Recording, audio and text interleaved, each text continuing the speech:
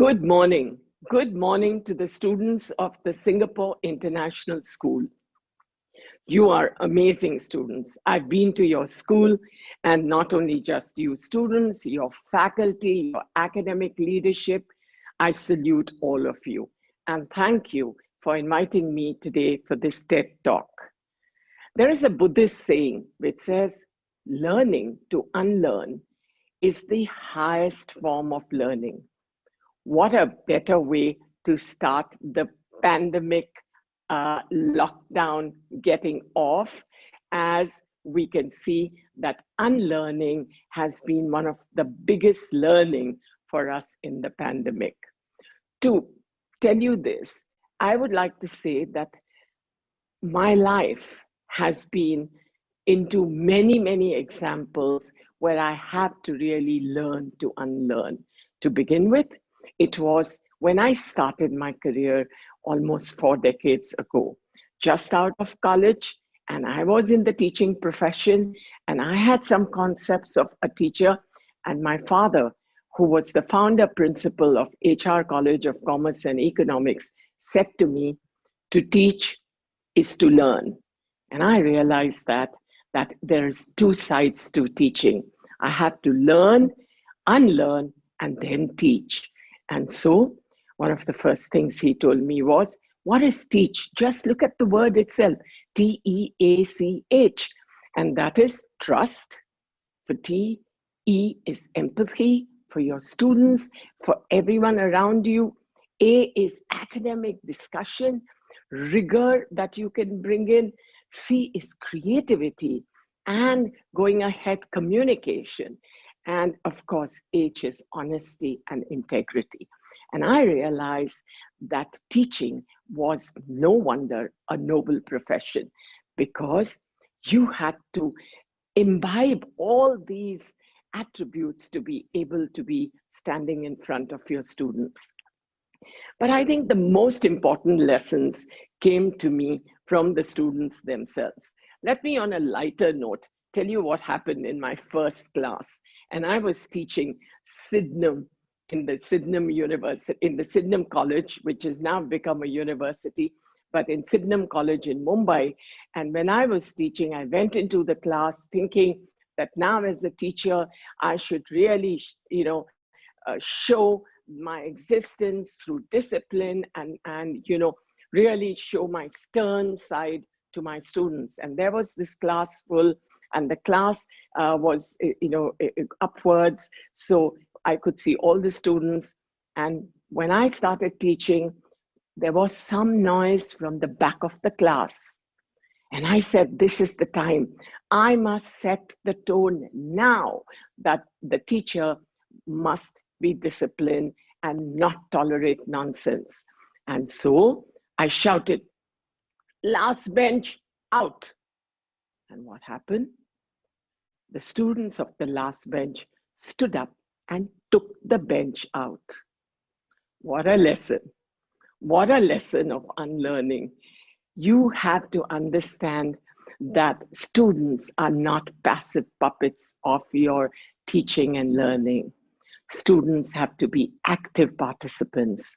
And that's when I realized that unless I'm student-centric, unless I realized, and I had no choice, it was something that we had to think as a necessity. We had to understand that quality of education would only come when students demand it. This was my first unlearning experience when I started my teaching profession. And then onwards, it's been a beautiful journey of active learning. And I moved from Sydenham College to NM College, and there too, I found the students. In fact, I could go to the class and be sure that whatever theories and research I've worked on, I'm going to get these young students to use their minds through discussion, through engagement, to tell me more about it. And they've never failed me.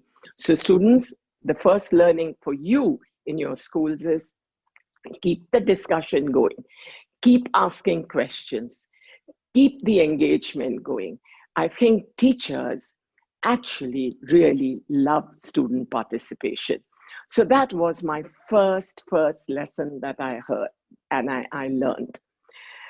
Moving ahead, I got into academic leadership, administration. And that's when I realized that I was going beyond the classrooms. As we all know, that classrooms actually shape the future. Dr. Radhakrishnan had said that India's future will be shaped in her classrooms. But going ahead, I had to see that we had to have students participating in the academics, inside the classroom, outside the classroom. And the second lesson I learned was that we needed to bring in holistic education. I would always wonder, and that's when I had become the vice principal and principal of HR College, and I was there for 25 years in Mumbai, in the Mumbai University, my grand old alma mater. I've myself been a student of the University of Mumbai all through, and I'm so proud of it. And so that's when I realized that why are the students standing outside the college? And I used to say, they are my outstanding students who stand outside the college. And today, all of them are outstanding. So that was another unlearning for me. Are we teaching them enough? Are we giving them holistic education? And that's when we started seeing that we give extracurricular activities. We bring in clubs, we bring in debating, we bring in a lot of that. And also, not just that, one of the things, Dr. Amrit Singh, who's been my mentor for many years, he's no longer there with us now, but he had been my mentor, who said to me when I became principal and I sat on my chair, he said to me, if you are a principal of a college, you cannot sit on that chair for more than 2 hours a day. Move out, networking, meet people, build relationships, and that's how he helped me to become holistic, that I grew to be holistic with. And what was the most important thing that I realized at that time, and the learning of was greatest at that time, because I was unlearning that all education is only for career profit-making purposes. I had to understand that there was a world outside which my students had to discover. I started connecting with the corporate world. In fact, my PhD on academia industry connection was one of my unlearnings that brought me that PhD. And I realized that the students had to be connected to the real world.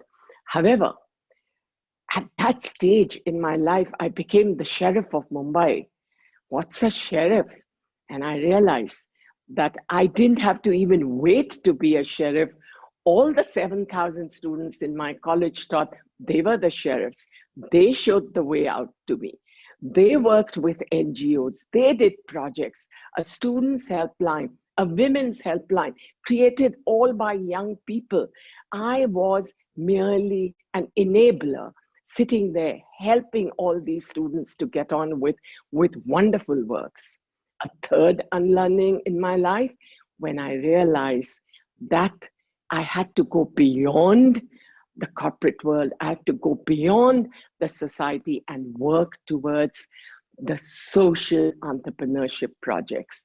I'm happy to see that the NGO world, the non-for-profit making world, the people who are philanthropists opened the world to me, where I realized academia plays a very important role in shaping young people to become social entrepreneurs. I'm happy to see that a young student, let me tell you this, entered my room while I was the principal, closed all the lights in my room. And I said, what do I do? And he said, do you realize millions outside do not get light out after sunset? I said, what do I do? And he said, we want a college project on solar lighting. Today, Project Chirag has lit thousands of villages. And young Dhruv Lakra has set up a beautiful entrepreneurship, social entrepreneurship project called Miracle Careers, where he actually employed those who could not hear and speak. They were not dumb, they were just deaf, he said, and they are today career boys, and they're doing an amazing job. And that's how the social entrepreneurship, the entire unlearning came to me, and I was understanding it. But the biggest lesson in my life came to me when I realized that for over 3 decades, I was teaching. I saw that what I had learned, I was teaching that, and it was continuing to go ahead.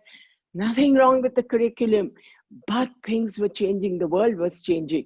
And I saw that, 19th century curriculum being taught to the 20th century, by 20th century faculty, to the 21st century children, to students. How could we not give them the skills of today? 33% of your jobs as you graduate are not going to be the same that you did when you actually entered your colleges. If jobs are changing, if the jobs of future are changing, skills of future are changing, it was time for us to break free.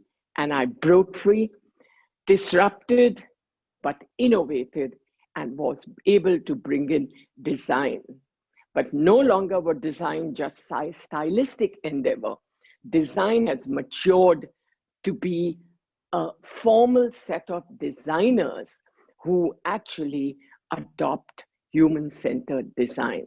And I'm very happy to see that ISD, my School of Design, today is leading in all this. And especially, I tell you this, there is going to be no MBAs in the future.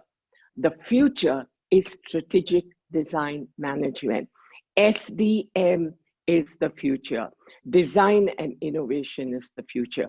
I also realized that all these years we were only creating job seekers. It was time to start entrepreneurship.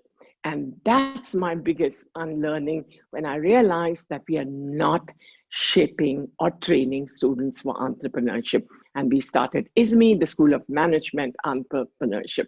I had a young student came to me and said, but I want visual effects. I want animation. And we started the film school. We started the School of Hospitality. We started the School of Media and Advertising and Digital Technology. And today, I can just feel so good about this. But 195 days ago, my final, I don't say it's final, because I'm going to, till I live, I'm going to learn. So, but a great lesson in unlearning came to me on 12th March when WHO announced that this is a pandemic, COVID is a pandemic, and all education was affected. Schools and colleges were closed, but should learning be closed? And we did not. And we started the entire process all over again. And we had all our faculty go into a war zone. 12th March, 16th March, we were in the war zone. And then we started virtual education exactly on the 26th of March. And since then, we've had 7,800 hours of teaching virtually, 27,000 sessions. We've had over 150 faculty, and the attendance has been almost 100%. And who have been the heroes? The faculty. The faculty, look at the design school, how it's created studios from home, how they do prototyping, and Amazon delivers their products to them, their prototypes to them, how they've created. And this is something that I think today all the institutions can learn with a young faculty who are all outliers. And I must say that I have to say that experience, that all this time online learning was just supportive of formal learning. But today, online learning is the formal learning. It is no longer chalk and talk. It is log in and talk. And no longer are there boundaries to your classroom. You are now out of it, and you're all in the front row. And of course, 3 I's that I always talk of. It's brought in innovation. It's brought in interdisciplinary. A design student can take a management class, a management student take a film class, a film student can take a hospitality class. Interdisciplinary.